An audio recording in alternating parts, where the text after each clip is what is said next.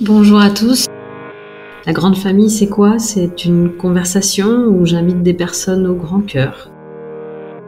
Vous y retrouverez des femmes et des hommes de multiples nationalités qui ont un point commun, celui de partager un morceau de leur vie. Alors sans plus attendre, je laisse place au podcast de la grande famille. Bonjour Elisabeth, merci de nous rejoindre. Vous êtes famille d'accueil d'au pair depuis déjà quelques années. À travers le podcast de la grande famille, on met en lumière notre formidable communauté. Dans le fait de vivre ensemble, il y a forcément un lien qui est souvent assez particulier qui se crée entre la famille et l'au pair. Peut-être on va commencer par une petite présentation. Donc voilà, vous habitez en région parisienne, Elisabeth, vous avez 2 filles. Oui. Tout à fait. Merci en tout cas de m'avoir invité pour ce podcast aussi, Manuela. Donc effectivement, je m'appelle Elisabeth Laurent et je suis en région parisienne, sud de Paris. Ça fait quelques années que je suis revenue en France, mais effectivement, j'ai voyagé aux États-Unis dernièrement. Et quand je suis revenue des États-Unis, on a donc acheté une nouvelle maison et on s'est dit, dans cet achat, on veut absolument avoir un espace pour notre père parce qu'on va avoir ce mode de garde pour non seulement avoir la facilité d'avoir quelqu'un sur place pour gérer la garde de nos enfants quand c'est nécessaire, mais aussi l'apprentissage de la langue de l'anglais et puis avoir aussi ce côté multiculturel à la maison. Voilà. Et vous, Elisabeth, vous avez vécu à l'étranger. Est-ce que vous pouvez nous parler un petit peu de votre parcours? La multiculturalité, elle fait partie de votre personnalité? Je suis franco-australienne, maman australienne, mon père est français. À 5 ans, je suis partie en Australie. À 10 ans, je suis revenue en France. J'ai fait un MBA en Australie à nouveau. Je suis partie en Colombie aussi pour quelques années. Et puis, je suis revenue à peu près 10-15 ans. Et puis, à nouveau, je suis repartie aux États-Unis, etc. Donc, c'est vrai que je me considère plus comme une citoyenne du monde plutôt que franco-australienne pure et dure.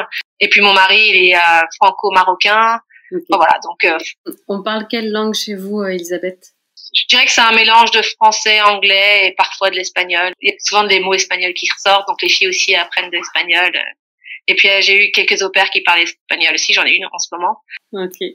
Donc les filles Lana et Selma, elles ont 9 ans et 7 ans. Presque 7 ans. Presque 7 ans. Ça fait déjà quelques années que vous accueillez des au pairs. De mémoire, ça fait à peu près 3 ans, je crois. Ouais. Pourquoi avoir accueilli des au pairs et avoir choisi véritablement ce mode de garde, et puis comment elle s'y habitue? Alors c'était une décision qui est plutôt venue de moi. J'en ai ensuite parlé à mon mari suite à mes recherches, mais bon, voilà, on va pas se leurrer.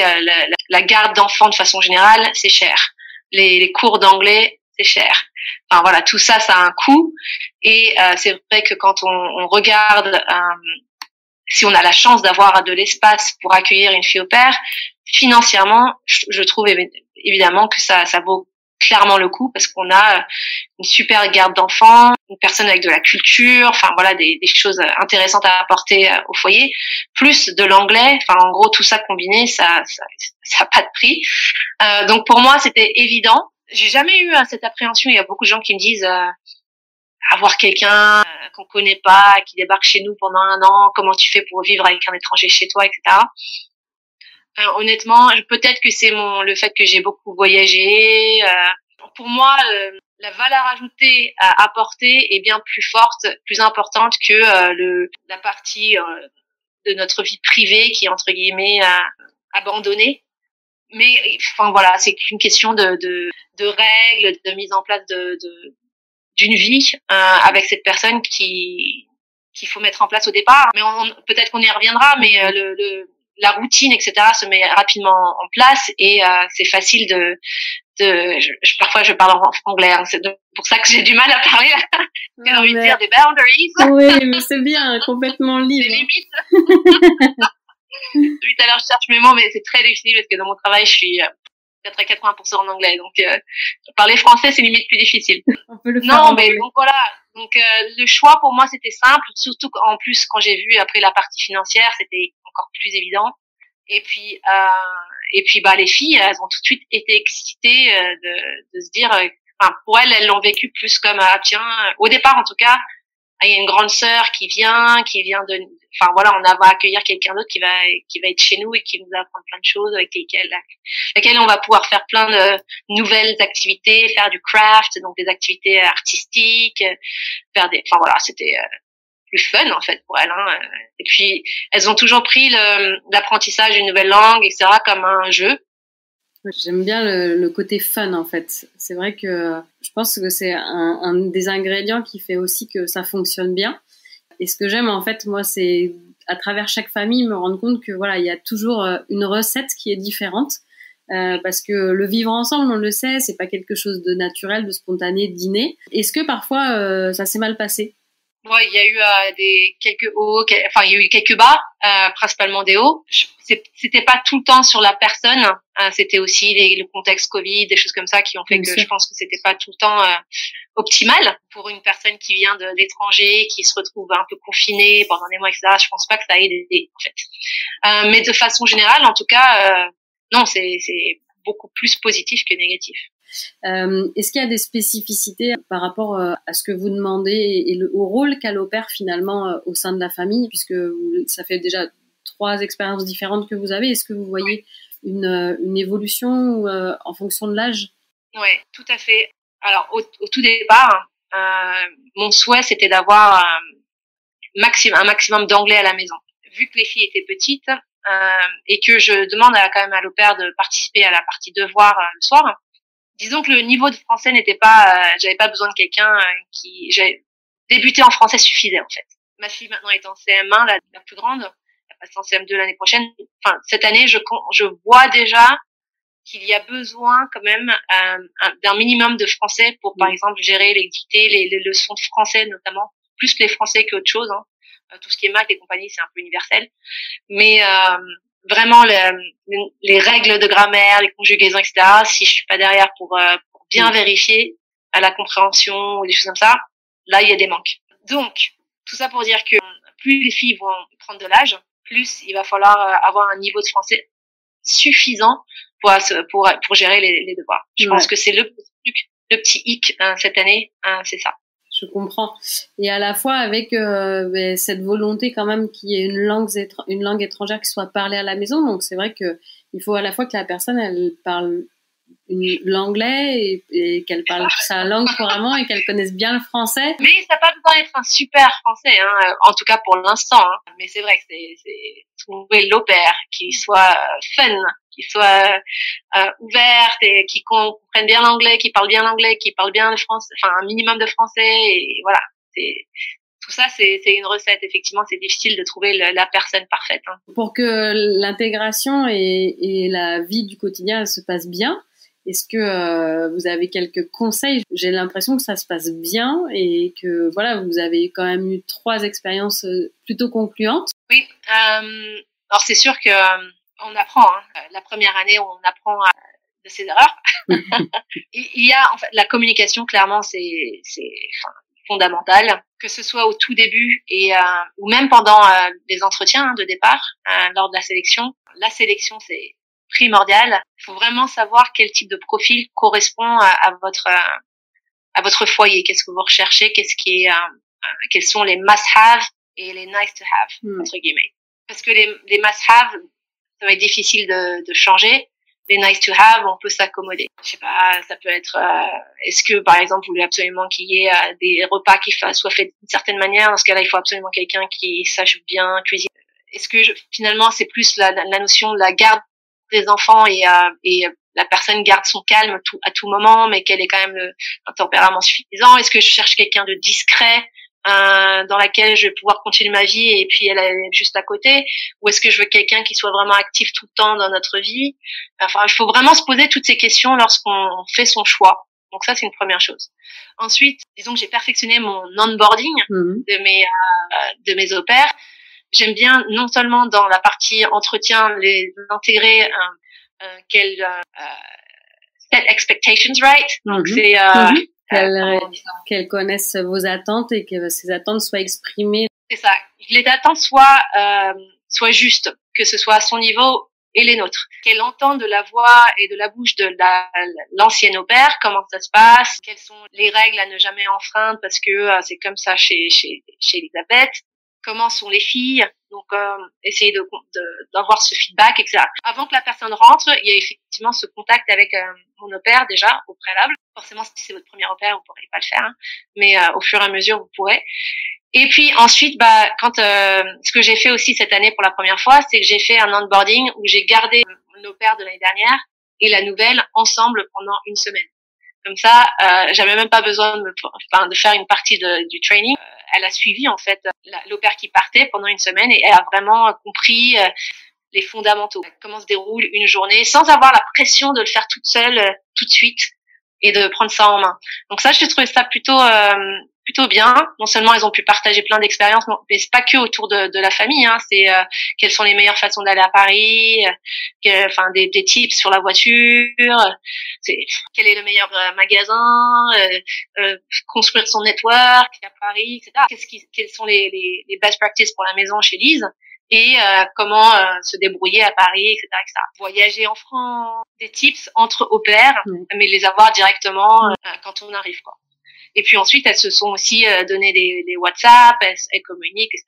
Elles se posent des questions. Enfin voilà, c'est plein de petites choses qui font que on arrive déjà avec un guide. Et surtout, si les au pairs, elles avaient déjà un bon niveau entre guillemets, elles vont transmettre les bonnes règles à la suite, quoi. Oui, et puis c'est un onboarding, comme vous dites, mais humain, c'est-à-dire que c'est un échange. Cette semaine-là, c'est sa semaine d'intégration, mais aussi sa semaine où on passe du temps ensemble, on fait connaissance ensemble. Ouais. Et puis moi j'ai même dit à mon au pair d'avant, insiste bien sur ces éléments-là. Donc parce que il faut que ça vienne de la bouche de l'au pair, il faut que ça vienne de moi aussi. Et puis on a bien sûr fait une fête d'intégration et une fête de départ de présentation que je vais même présenter à ma famille élargie. Voilà, on invite des gens pour que tout le monde sache que la personne arrive. Voilà, il y a tout un truc qu'on fait chez nous aussi pour je fais toujours un petit panier de bienvenue aussi. Ok, c'est hyper intéressant. Et avec les filles, hein. On fait des cartes, on fait des dessins, machin, pour animer un peu sa chambre. Et puis, il y a toujours, je sais pas, j'achète plein de chocolat français, on prend un kit, entre guillemets, de départ avec des shampoings, des machins, des trucs. Et puis, bien sûr, on organise la chambre avec quelques trucs nouveaux. C'est accueillant, quoi, quand elle arrive et qu'elle se sente bien, quoi. Parce que clairement, être au pair, c'est quand même une position un peu vulnérable.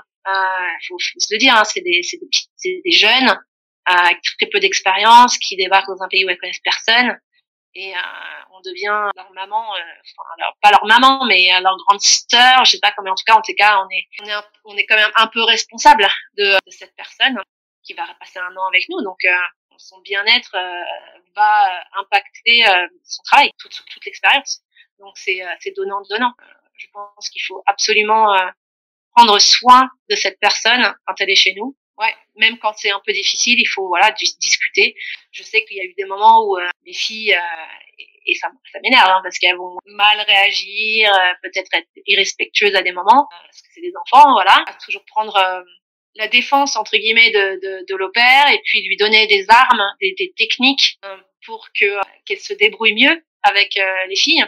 C'est des points, un système de points, et qu'on soit tous en accord. Donc nous on fait, on appelle ça des interventions chez nous, où il y a mon mari, moi et l'au pair et puis les filles. Des conseils de famille.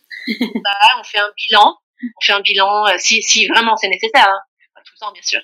Mais on fait un bilan, on regarde un peu ce qui s'est bien passé, pas bien passé, pourquoi, et puis on va dire voilà, parce que ça s'est passé comme ça, on va changer un peu les règles. Voilà, notre père fera ça maintenant parce que voilà, on est tous en accord pour qu'on surveille votre comportement. Voilà, on va essayer en tout cas de trouver des techniques, mais être du même côté pour arriver à un certain objectif. Si l'au pair elle comprend qu'on est tous ensemble, ça marche quoi. Enfin, autre tips, il faut de la souplesse. Dans mon contrat, elle commence à 4h30 et termine à 20h30. Mais la réalité, c'est que les filles, elles ferment pas les yeux, elles font pas dodo à 20h30. Tous les jours, en tout cas. Donc, du coup, mon au pair reste un petit peu plus longtemps, lit une histoire, etc. Ou alors, elle va se débrouiller pour être plus efficace. Et Donc au début, elle va faire certainement plus d'heures parce que ça aura pas bien géré son temps. Et donc je vais lui donner des tips pour justement peut-être préparer le repas en avant d'aller chercher des filles, etc. Et puis il y a des jours, ben voilà, c'est vendredi soir, je suis à la maison, Saïd est à la maison, mon mari est à la maison, on va lui dire ben voilà, termine plus tôt, 2 heures, 3 heures plus tôt. Ce soir t'es off, et puis on va voilà avoir cette flexibilité. Enfin, c'est un peu donnant, et puis on va écouter en fait les besoins de chacun. Ce qui est hyper intéressant dans ce que vous dites et que je retiens, c'est qu'il faut prendre soin de l'au-pair et que c'est important qu'elle se sente bien pour que toute la famille se sente bien, en fait, parce que voilà, ce sont des vases communicants et que son bien-être se ressentira aussi dans la relation avec l'enfant, dans la relation avec vous. Et je vous rejoins totalement sur ce sujet-là.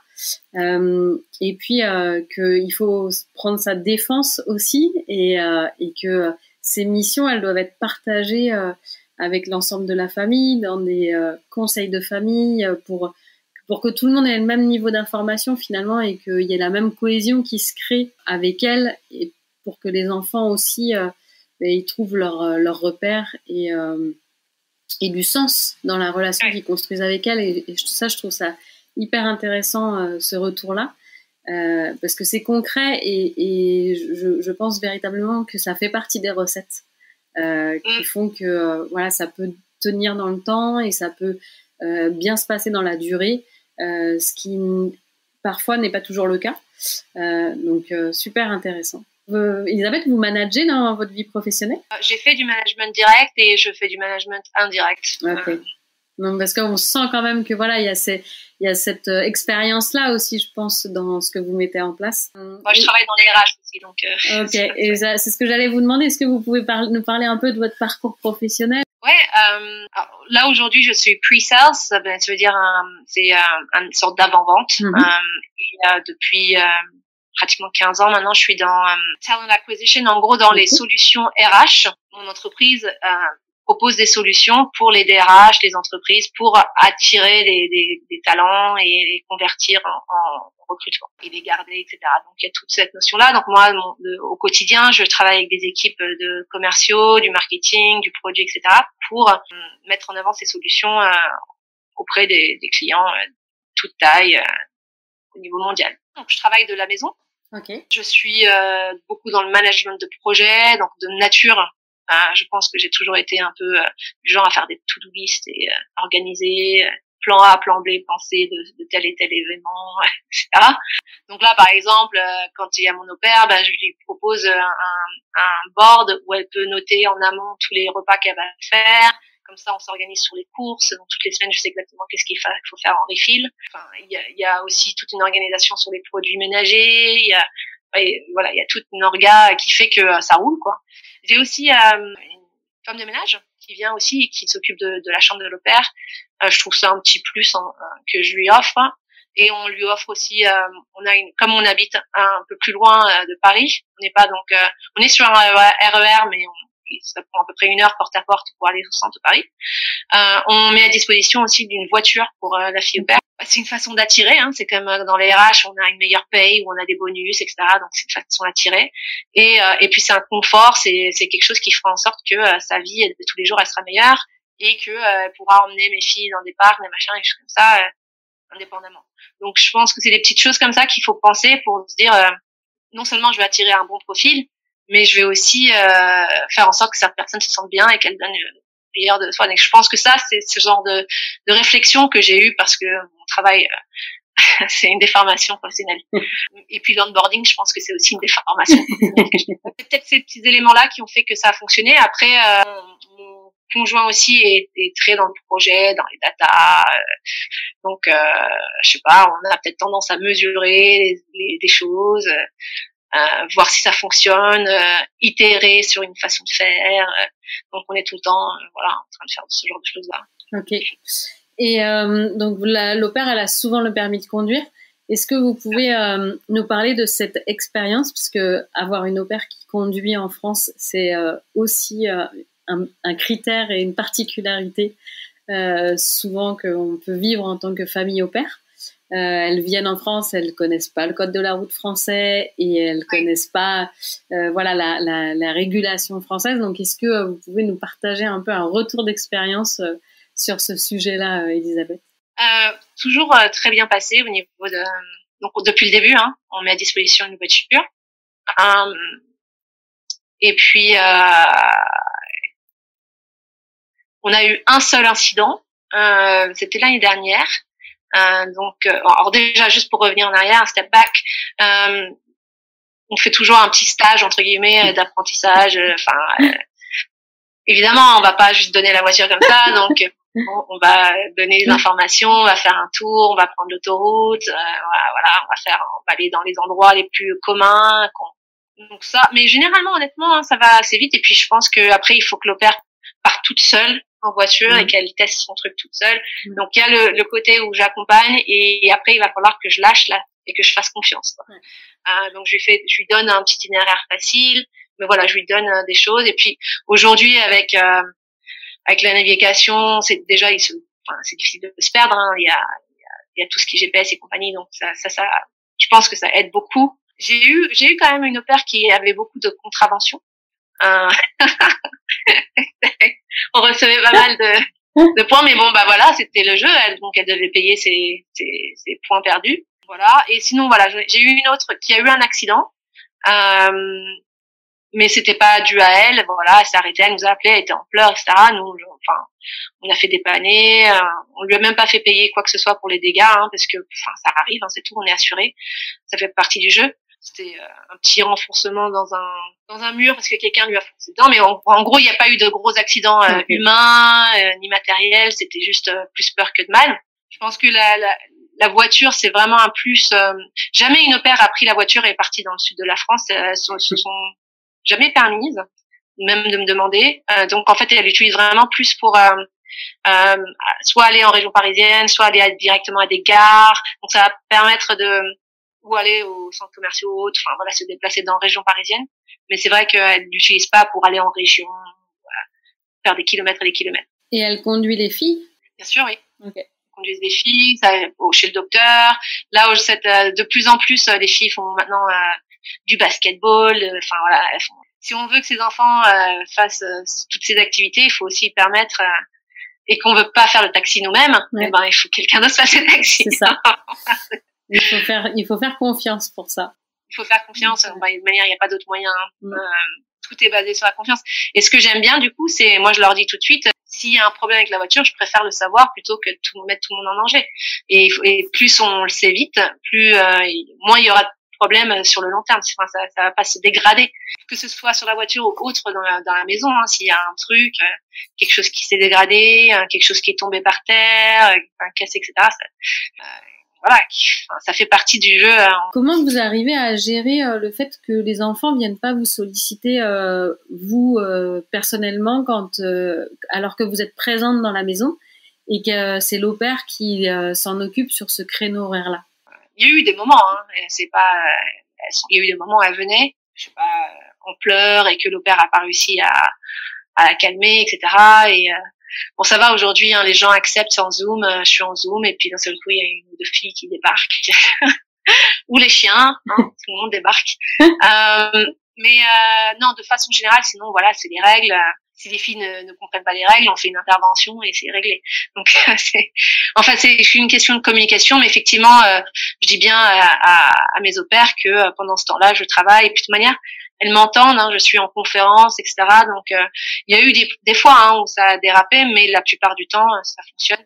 Et comme je suis au dernier étage, entre guillemets, dans ma maison, et que j'ai une baie vitrée, et que je vois tout ce qui se passe, donc je vois les arrivées, je perçois, etc.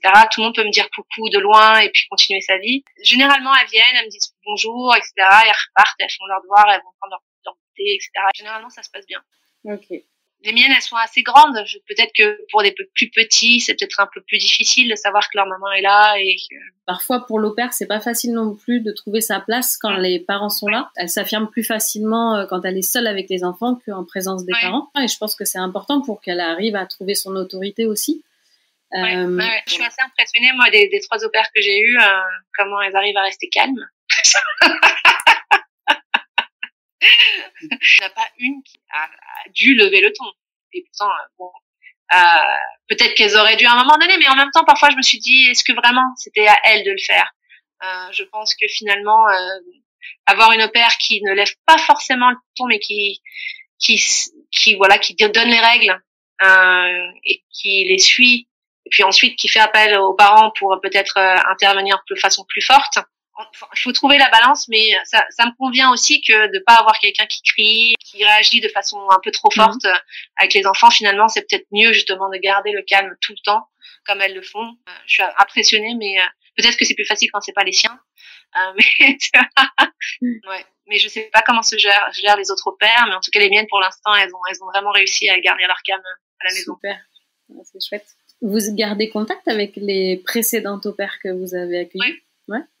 Et du coup, vous la qualifieriez comment cette relation que vous avez avec vos au pairs? Bon, c'est peut-être comme des petites sœurs. Hein. Les filles, elles ont du mal à dire au revoir. Ça c'est vrai. Mais en même temps, elles sont aussi excitées de savoir qu'il y a une nouvelle personne qui arrive. Donc c'est un mix de sentiments. Mais elles se souviennent de chacune d'entre elles. Elles sont tout le temps en train de raconter à la nouvelle au pair que tel au pair et tel autre au pair a fait ça, et elles se souviennent exactement des choses, des cultures, des pays, de certaines choses. On a encore des réflexes que notre premier au pair a fait. Pour moi, c'est hyper riche, hein, la vie de l'au pair à la maison. Et j'en ai tenté plus d'un dans mon entourage, hein, avec mes histoires et mes expériences, parce que tout le monde le vit, hein. Quand ils viennent avec nous, ben, si on va voir un match de basket, ben, elle est là. Si on fait une fête, elle est là. Voilà. Et en même temps, elle fait aussi sa vie. Si elle va partir en week-end ou autre, elle y va. Et ça aussi, ça permet aussi à nous de retrouver notre maison tout seul pendant un week-end. C'est du bon. Voilà. Et votre mari, il a quelle relation avec les au pairs? Il est plus, je dirais, il est peut-être un peu plus distant, mais voilà, gentil. Bonjour, comment ça se passe la journée. Mais c'est vrai que c'est moi qui ai plus de relations, qui vais rentrer plus en détail sur ce qui s'est passé dans la journée, ou les devoirs, ou ce qu'ils ont mangé, ou qu'est-ce qui s'est bien ou pas bien passé. C'est clair que mais c'est aussi parce que je suis plus à la maison. Je pense que c'est pour plein de raisons que c'est moi qui gère plus cette partie-là. Et le recrutement, c'est vous qui le faites? Et c'est moi qui fais le recrutement, oui. De toute manière, dans notre maison, on a chacun des projets. Et le projet au pair, c'est moi. Je vais bien sûr lui proposer différents profils, lui montrer par exemple des vidéos autres que je vais voir, et il va me donner son avis. Mais c'est la décision finale, c'est moi, et puis les entretiens, c'est moi. Vous avez toujours accueilli des filles au pair. Est-ce que c'est une volonté? Est-ce que vous pourriez accueillir un garçon au pair? Je pense que les filles, c'est volonté. Et plus qu'elles vont grandir, plus je serais tentée de dire que ce sera tout le temps des filles. Ok. Pendant les vacances, par exemple, là, pour les fêtes de Noël, ça se passe comment chez vous? Comment vous le gérez avec l'au pair? Bah là, je pense qu'elle va prendre une semaine pendant les vacances scolaires. Les filles retournent au centre. D'accord. Et du coup, ça permet d'alléger aussi le travail de l'au pair pendant les vacances scolaires. Et puis, je trouve que c'est intéressant pour que les filles aussi aillent vivre des choses différentes toute la journée et pas tout le temps à la maison. L'au pair continue un peu son travail, peut-être avec 1 ou 2 heures de moins par jour. Et puis, bien sûr, elle a ces 4 semaines dans l'année où elle part vraiment. Je lui demande de les prendre pendant les vacances scolaires, comme ça m'impacte 6 mois. Ouais. Donc, on s'arrange là-dessus à chaque fois. Mais voilà, elle décore la maison avec nous. Si elle est là, elle fait le gros repas avec nous. Là, on a fait Halloween à la maison. On a fait décoration totale, grosse fête, machin. Ouais, c'était cool. Donc, elle était là. Elle nous a aidés. Là, pour le coup, on a fait une énorme fête. Et je lui ai donné de l'argent supplémentaire pour le samedi parce qu'elle m'a aidée. Je lui ai dit, voilà, est-ce que ça t'intéresse de hoster la fête avec moi? Et du coup, d'aider sur plein de choses. Et du coup, ça lui fait de l'argent supplémentaire. Je lui demande aussi si elle veut ramener des amis à la maison. Pour l'instant, j'ai ma deuxième au pair qui est venue une fois avec un boyfriend, qui était venu, lui aussi du Brésil. Okay. Et souvent, mes au pairs viennent avec leurs copines faire des sleepovers pendant les week-ends. Et ça me dérange pas non plus. Entre guillemets, c'est comme si j'avais une fille, je préférais connaître ses copines, etc., voir un peu son entourage. Et quand l'expérience où l'au-pair est venu avec son boyfriend, comment vous l'avez géré cette situation-là? Et elle m'avait demandé, hein, bien sûr. Toutes, elles me demandent à chaque fois si elles peuvent faire quelque chose, ou c'est même moi qui propose si elles veulent. Elles vont me parler d'une expérience, elles vont me dire je vais prendre tel jour, je serai sur Paris avec mon boyfriend qui vient de Grenoble, etc. Et puis c'est moi qui vais lui dire pourquoi il vient pas. Donc je vais lui proposer parce que forcément une au-pair elle a pas forcément l'argent de mettre dans un hôtel. Et puis si je lui fais confiance, etc. Voilà, je sais pas, ça me semble logique. Okay. Donc non, et puis pareil pour les copines ou si elle veut inviter une amie pour le repas de Noël, ça pareil, pour moi c'est normal. C'est comme quand mes filles elles invitent leurs copines, comme ça permet de faire le bridge, ouais, de totalement. Et puis de lui créer un climat de confiance, de bien-être, et voilà, c'est un cercle vertueux, j'en suis persuadée. Mais ça demande une vraie générosité, ça demande une vraie ouverture, et c'est vrai que ça fait partie de cette qualité d'aimer recevoir et d'aimer donner. Et je pense que ce sont des ingrédients qui sont importants pour que la relation se passe bien et la vie entre l'au-pair et la famille se passe bien. Et c'est super riche et c'est super intéressant d'avoir ces feedbacks-là parce que chacun le vit de manière différente. Voilà, on est tous personnellement différents dans notre intimité, dans notre façon de vivre, notre famille, dans notre relation avec nos enfants, avec notre mari, et donc de pouvoir en parler. Voilà, c'est aussi être le témoin de dire que oui, ça peut fonctionner dans ce climat de confiance-là, tout en préservant et en ayant une forme de respect qui est instauré en fait. Et c'est ce que je ressens vraiment fort chez vous, c'est que voilà, vous avez une organisation et une certaine autorité naturelle, une certaine rigueur qui fait que je pense l'au-pair connaît ses limites et se sent aussi en confiance du fait de ce cadre. Je trouve que c'est intéressant d'organiser sa pharmacie, tout ce qui est Doliprane dans un coin, avec tous les trucs d'enfants, enfin les trucs pour les bobos, genre je sais pas comment ça s'appelle, les crèmes Arnica, etc., etc., tout aligné, enfin voilà, limite d'avoir des petits post-it, etc., pour que la personne sache. Mais ça, c'est le genre de choses, quand on connaît pas, mais il faut qu'elle puisse aller exactement à l'important et savoir quel médicament prendre si nécessaire pour elle et pour les enfants le cas échéant. Donc ça, c'est des petites choses que j'ai appris aussi avec le temps.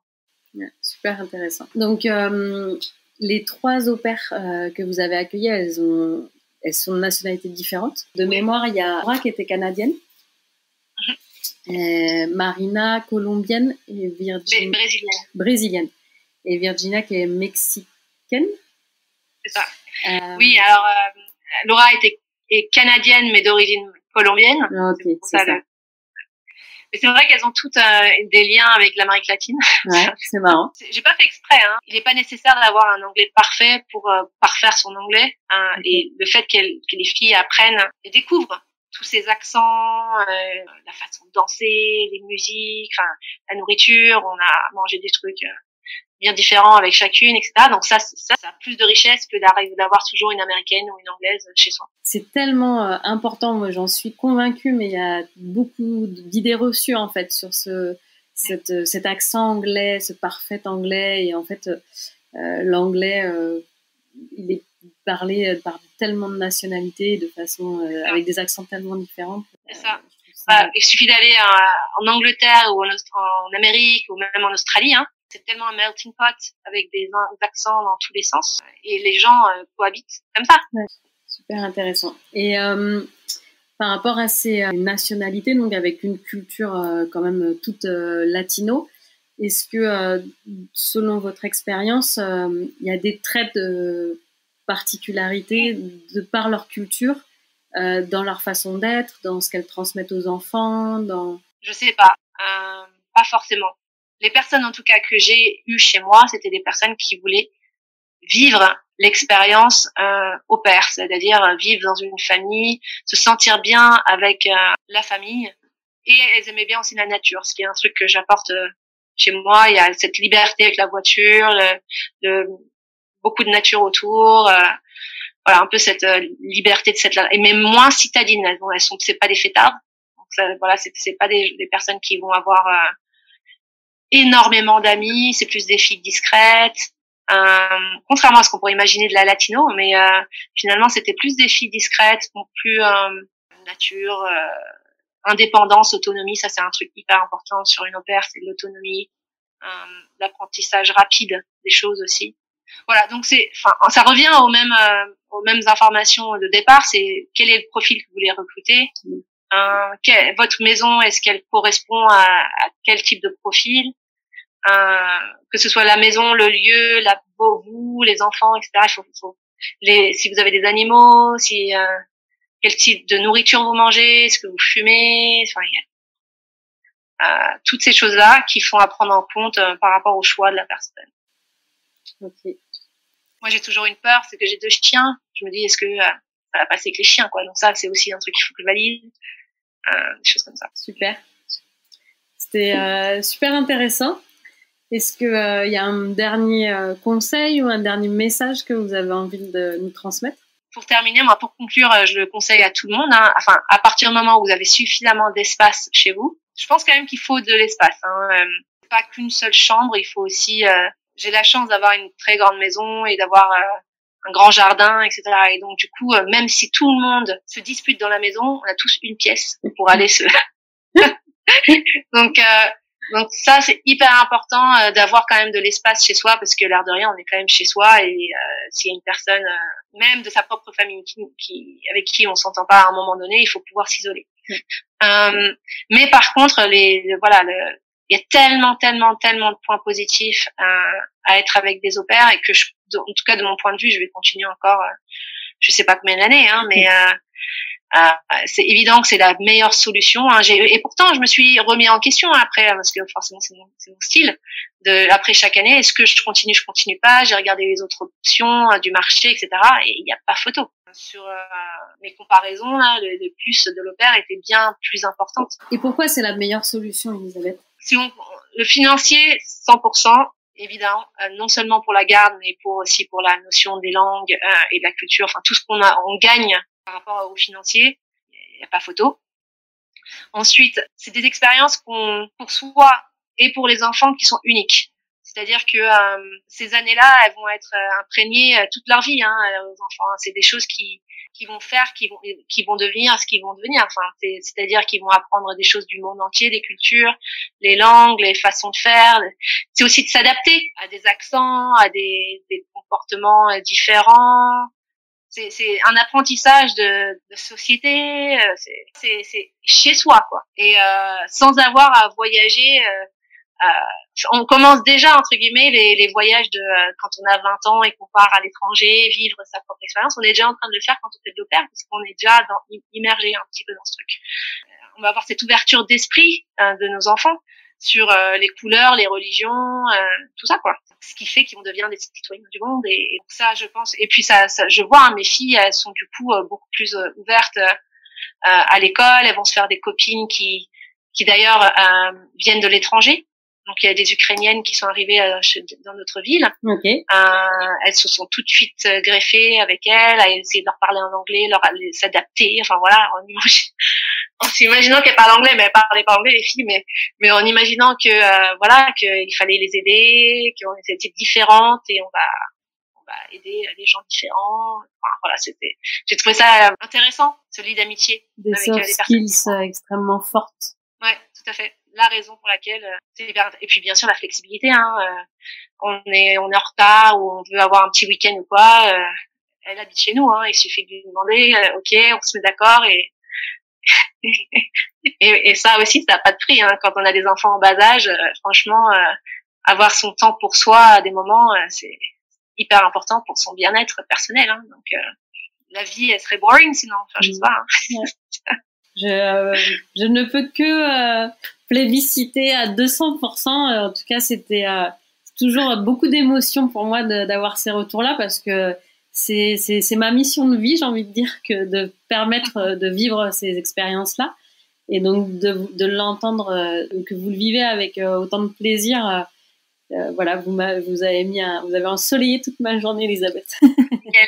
Alors, je retiendrai une chose, c'est que l'au-pair, ça permet de créer des citoyens du monde. Ah oui. Merci infiniment. Merci à J'ai toi. passé un très très bon moment et puis bonne continuation, à très bientôt. C'est la fin de cet épisode, je vous remercie pour votre écoute. Comme à chaque fois, j'ai pris un réel plaisir à mieux connaître notre invité. Et si vous aussi vous aimez la grande famille, je vous invite à le partager sur les réseaux sociaux et à en parler autour de vous. Et surtout, je vous serai extrêmement reconnaissante de prendre 2 minutes pour mettre un avis 5 étoiles sur la plateforme d'écoute de votre choix. Je vous dis à très bientôt.